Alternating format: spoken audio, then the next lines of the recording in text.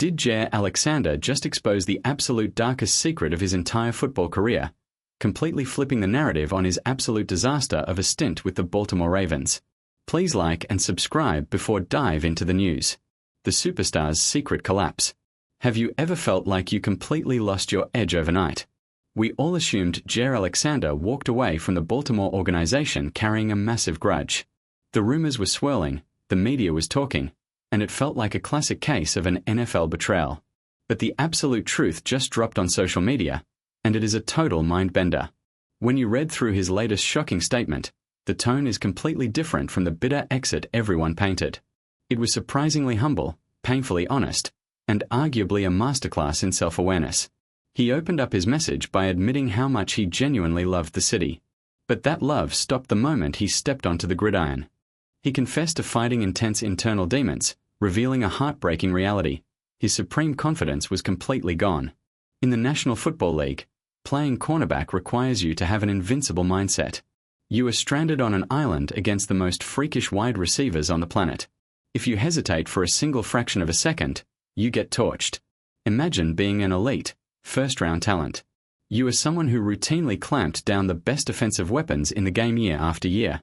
Suddenly, you realize your superpowers have completely vanished. Alexander explained that realizing his skills were fading was absolutely crushing. You start second-guessing every single read.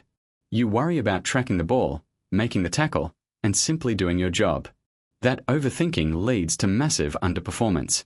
He felt like he let the entire organization down, especially when his family traveled miles to watch him play, only to see him parked on the sidelines in street clothes. That is a brutal reality check for a premier athlete who used to dominate the sport. But the story doesn't end with despair. Wait until you hear how the locker room handled his silent meltdown behind closed doors. Chapter 2. A locker room masterclass and a coaching disaster. When a star player loses his grip, a locker room can easily turn toxic. But Alexander revealed that his teammates stepped up in a massive way. He gave immense credit to his faith and his family, but he specifically highlighted the guys sharing the huddle with him. They kept his spirits alive. They made showing up to the facility enjoyable even when his career was plummeting. It proves that the brotherhood in that building is incredibly real and supportive. He also dropped a massive shout-out to General Manager Eric DeCosta for taking a chance on him. More importantly, he thanked the franchise for the unlimited therapy sessions provided during his tenure. This is a massive revelation. Whether he meant literal mental health professionals or just an elite support system of coaches and teammates willing to listen, it shows a modern approach to the brutal mental toll of the sport. He eventually got traded to Philadelphia and stepped away from the game completely to heal his mind and body. It takes zero ego to admit when you are finished, and walking away voluntarily is an insane amount of maturity. However, we cannot ignore the coaching disaster that accelerated this downfall. Do you remember that game against the Buffalo Bills? Alexander had barely practiced. In fact, he essentially sat out for an entire month during the build-up to the season. Normally, head coach John Harbaugh operates with a ruthless iron fist regarding practice time. If you do not practice, you absolutely do not play. It does not matter if you are an all-pro. Harbaugh demands physical preparation. Yet, for some insane reason, the coaching staff broke their own golden rule. They activated a mentally drained and physically unready Alexander and threw him to the wolves against an explosive Bills offense. Predictably, it was a total disaster. They should have patiently ramped him up. Instead, they rushed a broken player onto the field. But speaking of total disasters and wild decisions, wait until you hear the completely insane trade rumor floating around the fanbase right now. Chapter 3. The most delusional trade proposal in NFL history. There is always that one portion of the fanbase that completely loses their minds when the offseason hits. Let's address the elephant in the room regarding the wide receiver group. Who's to blame for these wild off-season trade rumors? Drop a name below. Somebody actually suggested trading Rashod Bateman to the New York Giants in exchange for the 5th overall pick in the upcoming draft. Let us be completely crystal clear about this. That is a spectacular level of delusion. Rashod Bateman is a solid football player who has shown brilliant flashes, but suggesting he holds the value of a premium, top 5 draft selection is pure insanity. General managers guard top 5 picks like they are winning lottery tickets. You use those selections on franchise-altering cornerstones, not a receiver who is still trying to establish himself as a consistent, elite threat in a crowded offense. It is definitely fun to dream about robbing another team blind, But in the real world, this trade gets laughed out of the building before the phone even rings. But if we are talking about realistic premium draft picks, we need to talk about the real dilemma staring this franchise right in the face at pick number 14. You won't believe the controversial prospect skyrocketing up the draft boards. Chapter 4. The pick 14 dilemma and the tight end trap. The draft war room is going to be incredibly tense this year.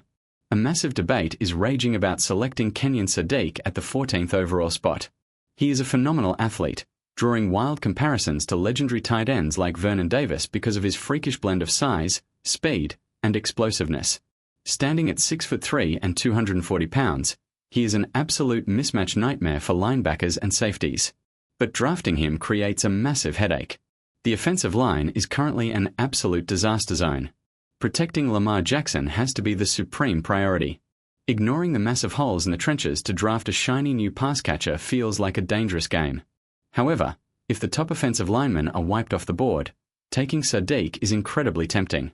The problem: if you spend the 14th overall pick on a player, he must be on the field constantly. He cannot be an expensive backup. With Mark Andrews already demanding a massive target share and Isaiah Likely proving his worth, adding another premium tight end creates an extremely crowded room. Even if they use a heavy blocking scheme or extend Andrews, drafting a luxury item at 14 when your offensive line is crumbling is a massive risk. You simply cannot draft a part-time player in the first round. If they miss out on the top targets, they might have to desperately pivot.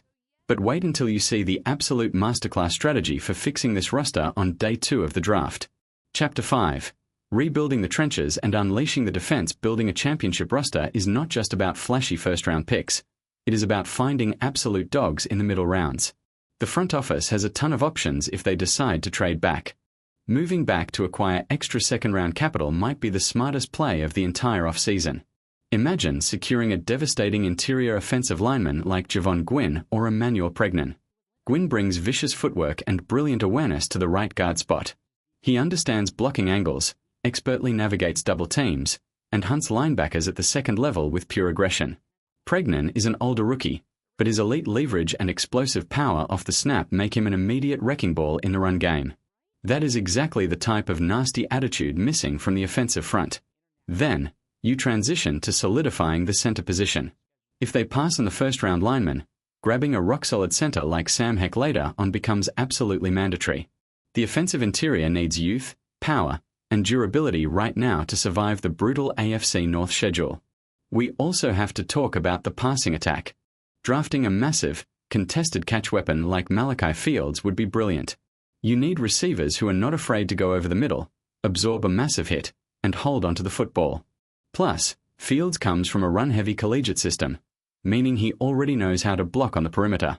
Taking a flyer on a route-running technician like Ted Hurst could also elevate the receiving room tremendously. If they want more tight end depth later, Eli Stowers is a ridiculous red zone threat who plays just like a massive wide receiver. But the absolute most exciting part of this entire off-season puzzle is the defense under coordinator Jesse Minter. Imagine handing him a freakish athletic weapon like Harold Perkins. A blazing fast, 220-pound linebacker who runs a 4.38 40-yard dash is an absolute cheat code. Minter's defensive scheme thrives on unpredictable chaos. Having a versatile weapon who can drop into coverage, stuff the run inside the box, or violently blitz off the edge would cause nightmares for opposing quarterbacks. It would drastically reduce the heavy wear and tear on stars like Kyle Hamilton, allowing the defense to dictate the pace of the game from anywhere on the field. Minter has a reputation for unlocking the full potential of athletic linebackers, giving fans massive hope for young players like Trenton Simpson heading into a crucial contract year. The path to the Super Bowl is incredibly complicated, but if they draft smart, protect the quarterback, and let these defensive athletes hunt, this upcoming season could be an absolute masterpiece.